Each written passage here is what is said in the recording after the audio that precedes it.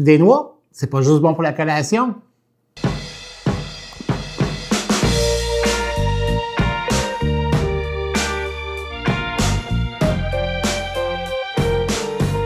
Bonjour tout le monde, cette semaine, ça me fait vraiment plaisir de vous parler de la famille des noix parce que les noix, c'est un aliment essentiel à nos vies, à moins qu'on fasse de l'allergie malheureusement, mais sinon, on en trouve souvent, autant pour les collations, les barres chocolatées, les desserts, etc., etc. Donc, ici, cette semaine, par exemple, j'aurais peut-être pas toute la panoplie de noix, mais je vous en ai sorti quelques-uns, quelques exemples. La meilleure façon de les conserver, c'est dans un contenant hermétique, premièrement, évidemment, et au réfrigérateur. C'est ce qu'il y a de mieux. La plupart des noix au réfrigérateur vont se conserver plus ou moins 3 mois. Okay? Sinon, peut-être comme les noix de pécan qui vont se conserver jusqu'à 8-9 mois, parce que c'est celles qui se conservent le mieux. Celles qui se conservent le moins bien, c'est les noix de Grenoble qui vont devenir un côté un peu rare, ça, un côté un peu amer, qui va être moins agréable.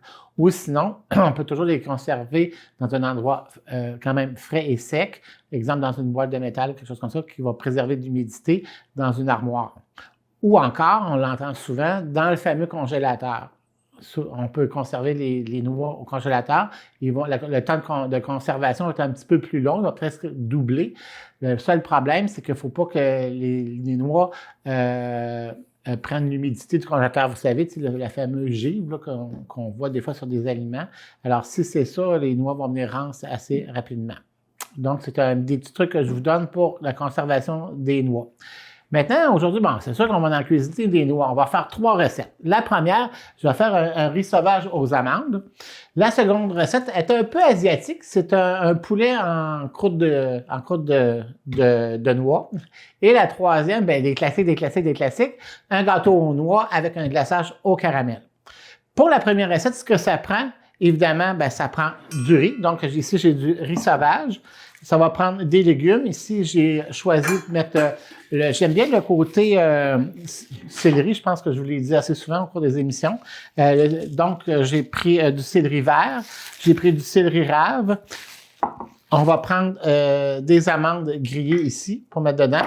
On prend des amandes grillées contrairement à des amandes blanches parce que les amandes grillées ont beaucoup plus de saveur, de punch que l'amande blanche. L'amande blanche est très, très douce, donc ça va donner une texture peut-être croquante, croustillante un peu au riz, d'un goût un peu riche, mais ça ne donnera pas de punch. Tandis qu'une amande grillée est beaucoup plus punchée, beaucoup plus savoureuse. C'est ça qu'on va aller chercher.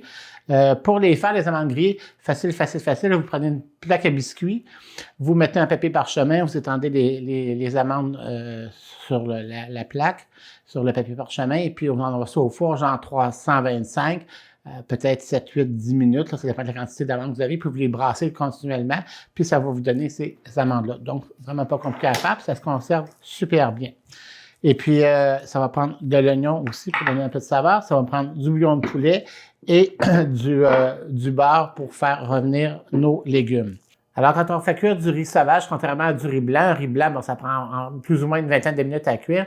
Un riz sauvage, c'est beaucoup plus long à cuire. Ça prend environ 45-50 minutes. Alors, faut pas oublier ça. Si vous ouvrez le couvercle, vous dites, comment ça que mon riz n'est pas cuit, c'est pas normal. Alors oui, c'est normal. Ça prend un petit peu plus de temps à cuire. Parce qu'on démarre tout de suite la recette. On va commencer par faire cuire nos légumes. On va se mettre un peu de beurre. Alors, le beurre fondu, on va rajouter notre oignon.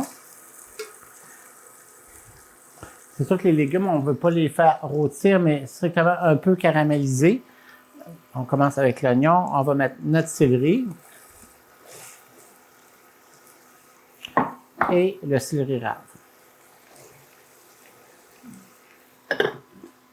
Vous vous souvenez, vous n'oubliez jamais, hein?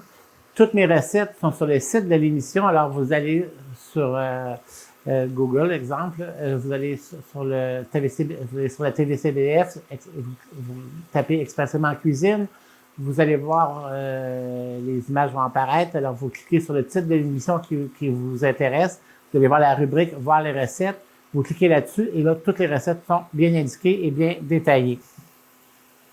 Alors, il y a 2 façons de faire cuire le riz. Une première façon, ce serait de faire un peu comme un riz pilaf, c'est-à-dire que je pourrais prendre mon riz, Une fois que les légumes sont un petit peu plus dorés, prendre mon riz, l'ajouter avec les légumes, puis le faire revenir dans le gras pour une couche de gras qui recouvre chaque grain de riz pour le rendre plus indépendant les uns des autres, puis le rendre plus somptueux.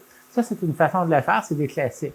Moi, je vais le faire avec un riz un peu comme on fait un riz blanc ordinaire, qu'on fait bouillir le bouillon ou le liquide, puis on va rajouter le riz après. Parce que moi, j'aime bien, quand le riz est cuit, autant un riz sauvage qu'un autre riz, de venir avec quelques noisettes de beurre en dernier pour le beurrer, le riz, pour l'enrichir.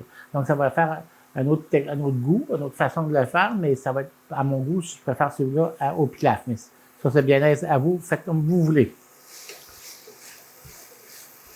On entend le crépitement des légumes qui veut commencer à rôtir un peu, c'est ce qu'on veut.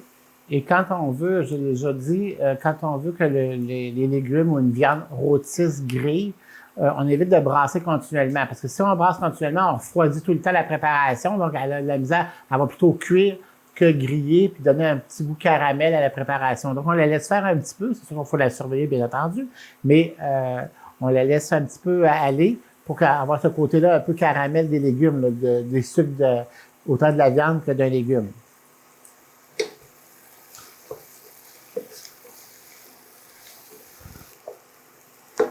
Bon, une fois que ça commence à vouloir caraméliser un peu, on va un petit peu nos légumes qui commencent à brunir, c'est suffisant. Donc, comme pour le riz blanc, on prend une double portion de liquide, peu importe, bouillon, jus d'orange, jus de tomate, tout ce que vous voulez faire comme style de riz, avec le riz sauvage. Donc, double portion de bouillon par rapport à une portion de riz. Donc, dans ce cas-ci, j'ai 4 tasses de bouillon de poulet. On va porter ça à ébullition. Puis, on va rajouter, on va le couvrir, puis je vais porter ça à ébullition quelques minutes. Notre bouillon au bout, c'est parfait. On est rendu à introduire les amandes. On en met, dans la recette, je m'avais marqué 2 tasses d'amandes, mais si vous en voulez plus ou moins, c'est vous qui décidez. On va mettre les amandes. Puis, on va ajouter à ça notre riz sauvage. Alors, 2 tasses de riz.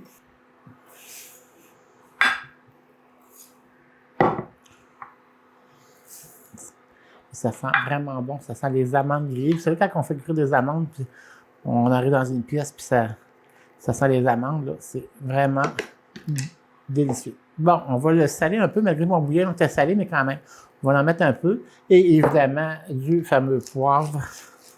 Je ne peux pas passer au côté.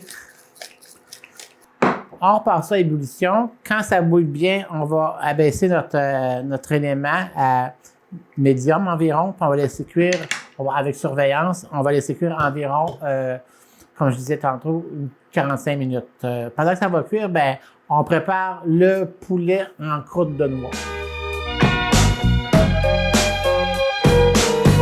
Vraiment content de vous présenter cette petite recette très facile à faire, une recette de poulet en croûte d'amande. C'est une recette, un mélange, je vous dirais, un peu asiatique, un peu indien. C'est un mi-chemin entre les deux. Ça sert avec une salade de choux à l'amande. On va faire la salade de choux aussi après en accompagnement. Mais on va commencer par préparer le poulet parce qu'il faut le faire cuire, évidemment. Alors, ce que ça prend pour faire la recette, pas tellement d'ingrédients, peut-être un peu long à mariner, mais quand même facile à faire. Évidemment, ça prend des poitrines de poulet désossées. Ça va nous prendre du lait de coco. Ça va nous prendre de la pâte de curry rouge. OK? Souvent, on la voit dans la cuisine asiatique ou souvent dans la cuisine indienne. C'est un mélange d'épices, de citronnelle, de piment, etc. Un mélange de tout ça, d'ail aussi. Ce qui fait en sorte que ça va donner un goût vraiment assez subtil, assez fun au poulet. Avec le mélange de ça et de noix, vous allez voir, c'est un peu magique. Et ça va nous prendre du gingembre moulu. Je vais commencer par couper le poulet. On va commencer par ça. Après ça, on va faire notre marinade. On va se faire des lanières. On va se faire ici, je vais la faire en deux, donc on va le... Comme ça ici, parce que je vous explique, c'est que on pourrait le faire en entier, sauf que les noix, il faut pas que ça cuise trop longtemps parce que ça cuit assez rapidement. Donc, si je laisse une poitrine complète, entière, ça va prendre peut-être 40, minutes à cuire, quelque chose comme ça. Puis à ce moment-là, les noix vont être beaucoup trop cuits, ça va coûter un peu de brûler. On ne fait pas ça. En réduisant la taille du poulet, le poulet va cuire plus rapidement. À ce moment-là, les noix vont rester belles, puis vont rester non pas brûlées, mais bien dorées. Ici, la poitrine est plus grosse, que je vais la couper en 3. Donc, on va faire des belles petites lanières de poulet qu'on va venir asseoir sur notre salade de choux. Maintenant, on va faire notre marinade. On prend un bol, on prend notre lait de coco. On va prendre une bonne cuillerée de pâte de curry, même un peu plus. Ça dépend comment vous aimez ça épicé, mais je voudrais une bonne cuillerée comme ça, presque une cuillère à soupe. Ça fait bien le travail. On va mettre un peu de gingembre pour puncher aussi. Puis on va venir mélanger tout ça. Ça va nous donner un lait de coco un peu rosé, là. Comme ça, puis on vient verser ça sur notre poulet. Jusque-là, c'est pas trop compliqué à faire. Puis on vient couvrir notre poulet et puis on l'envoie au réfrigérateur minimum 3 heures. Et puis, 3 heures après, ben c'est ce que ça nous donne ici. Donc, ça va faire un poulet bien tendre, puis avec le lait de coco ici. Donc, on va prendre des noix. Ce que j'ai pris pour les enrober, ce que j'ai pris ici, c'est un mélange de noix. Donc, j'ai pris des noix de grains. Mais vous pourriez faire à la base avec des arachides. Si vous n'avez pas toutes les noix, il n'y a pas de problème. Ou sinon, ou juste une sorte de noix, si vous avez juste une sorte. Moi, j'ai pris un mélange de noix parce que j'avais un assortiment, là. Donc, on a mis là-dedans des noix de Grenoble, des noix de pecan, des noix de macadam, des noisettes, des pistaches, toutes sortes de noix pour donner un autre goût aussi et une autre texture différente. Donc, on vient en mettre un petit peu ici dans notre plat. Puis on prend notre poitrine pas de la poitrine, mais les filets de poulet, puis on vient les enrouler comme il faut dans les noix. Donc, ça va faire une texture un peu crunchy au poulet. Ça va être intéressant. Puis le lait de coco aussi va mouiller les noix un peu, parce que ça va leur donner un peu plus de temps de cuisson aussi, pour pas qu'ils rôtissent trop rapidement. Ce que vous allez voir, ça va être super bon. Donc, ce poulet-là, on l'envoie au four à 350, environ, je vous dirais, plus ou moins 25-30 minutes. Et puis, après ça, on va servir sur notre fameuse salade de choux. Mais pendant que c'est cuit, on va se faire un bon gâteau aux noix. Vous allez voir, pas piquer les verres.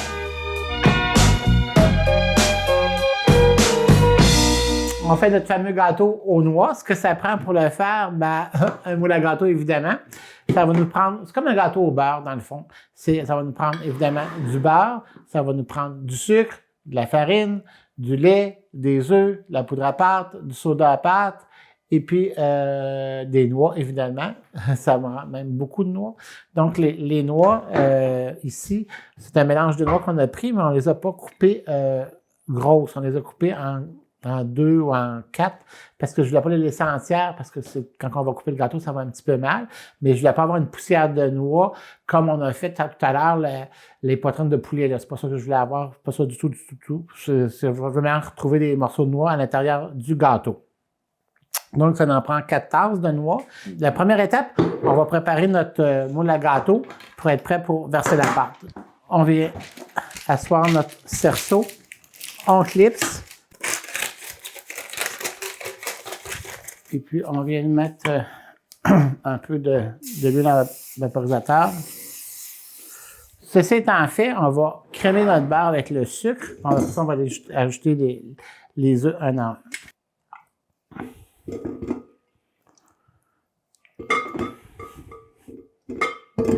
Donc, notre beurre est là. On va ajouter au beurre 2 tasses de sucre. Puis, on va commencer à crémer le beurre avec le sucre, le rendre onctueux. Puis, on va rajouter les œufs un à un.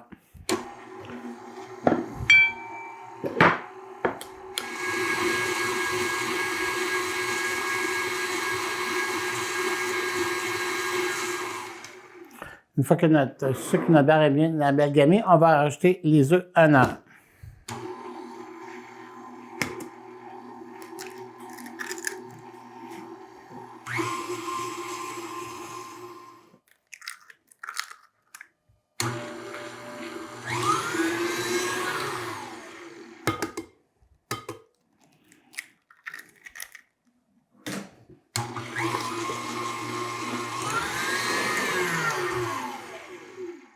Donc, comme il faut voir, la préparation a vraiment pâlé.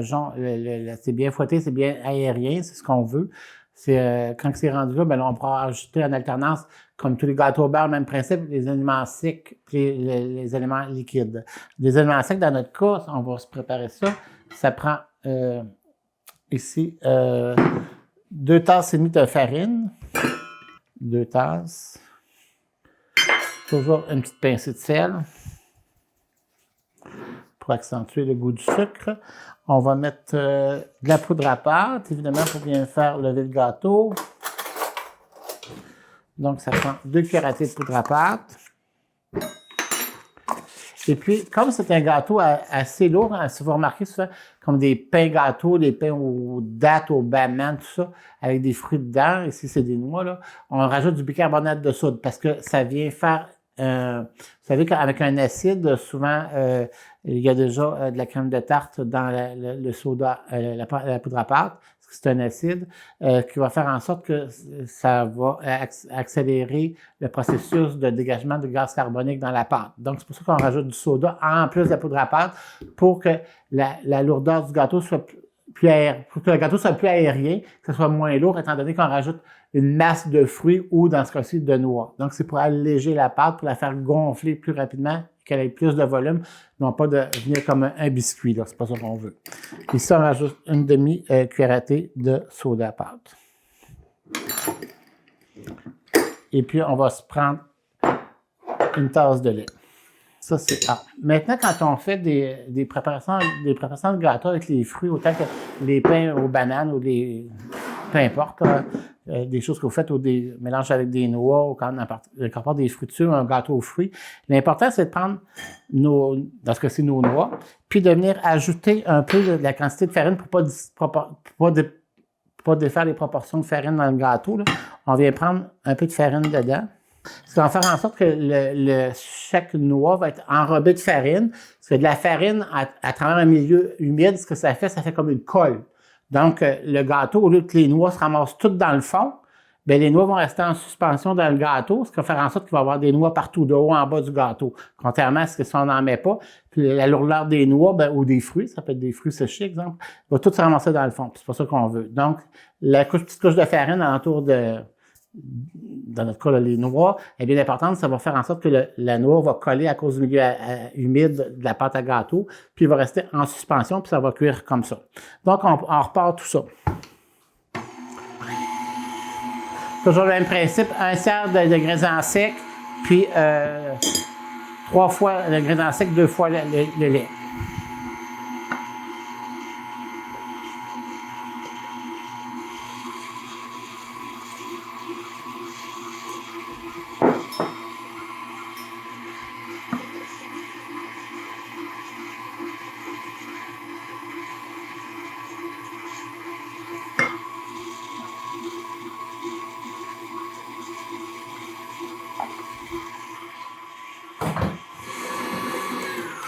OK, notre mélange est bien fait. Maintenant, quand on va incorporer les noix, c'est sûr qu'on ne peut pas le faire avec le fouet du malaxeur parce que c'est un peu trop gros pour les fouets. On va venir les brasser à la main. Donc, j'essaie de plier autant que possible pour incorporer les noix de haut en bas, puis pour faire descendre la préparation de la pâte à gâteau, toute l'air qu'on y a rajouté pour que le gâteau puisse rester le plus aérien possible et le plus léger possible. Je viens prendre mon moule, puis je viens vider ça dans mon moule. Le gâteau, on le fait cuire à 350, à bake, non pas à convection.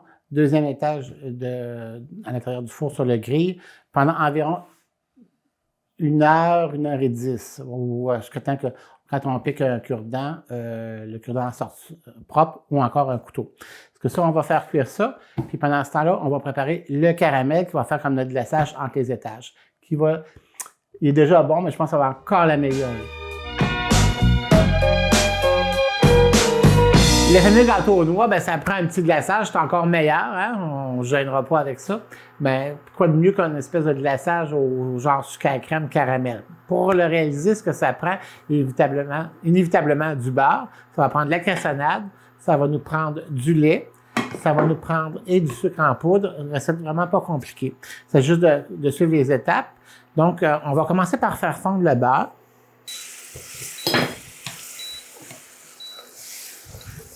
Bon, pendant que le beurre va fondre, on va se mesurer une tasse de cassonade.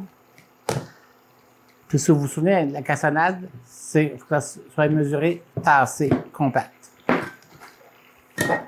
Puis ça va nous prendre aussi un quart de tasse de lait. On rajoute la cassonade et le lait d'un trait. Puis on brasse tout ça, puis on laisse venir à ébullition. On voit que notre caramel est parti à bouillir. Une fois que ça bout comme ça, on éteint tout ça, on arrête tout ça. Puis on va laisser tiédir un petit peu. Puis à ça, on va rajouter 3 tasses de sucre en poudre. On rajoute le sucre en poudre dans la base de caramel. Puis là, on vient mélanger tout ça. Puis je vais venir le fouetter un petit peu. Ça. Je sais pas si on peut voir à l'intérieur, mais ça nous fait un beau caramel, comme ça, pour venir glacer. Puis avec l'aide de la mixette, ben, ça enlève les petits grumeaux de sucre en poudre. Parce que ça, on met ça de côté, puis une fois refroidi, ça donne ça ici.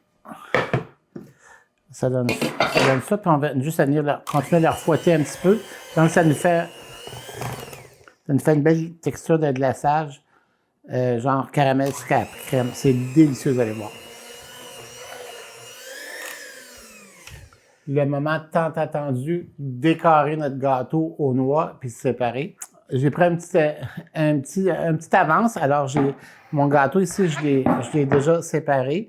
Donc, vous allez voir la magie. Tadam! Voyez-vous les noix? Il y en a des noix là-dedans. Puis, comme je vous disais, à cause de la farine qu'on a mis entre les noix, ben, les noix sont réparties partout dans le gâteau. Donc, on a des noix partout. C'est ce qu'on voulait. On va venir asseoir notre premier étage ici, dans mon plateau. Puis, on va venir mettre beaucoup de glaçage au caramel.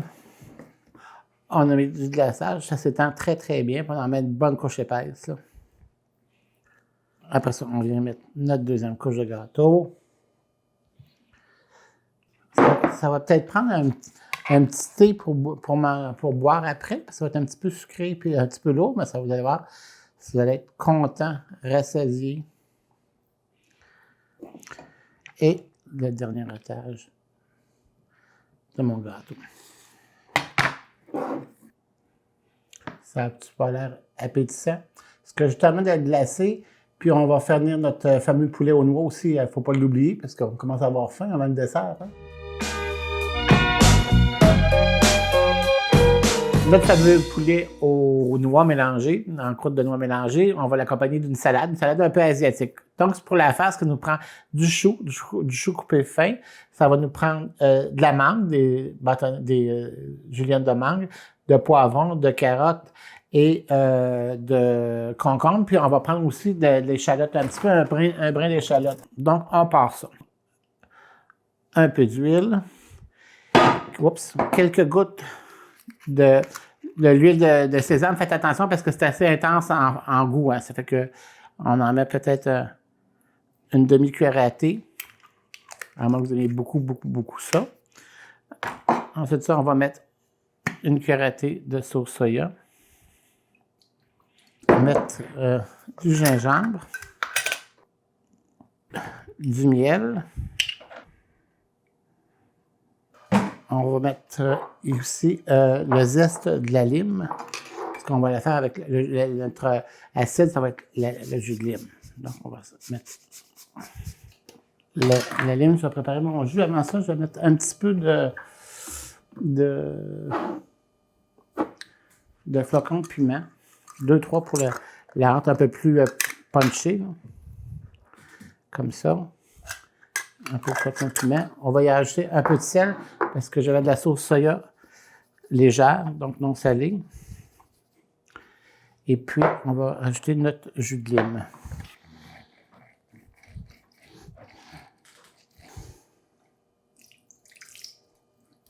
on va venir couper notre ciboulette, notre oignon vert.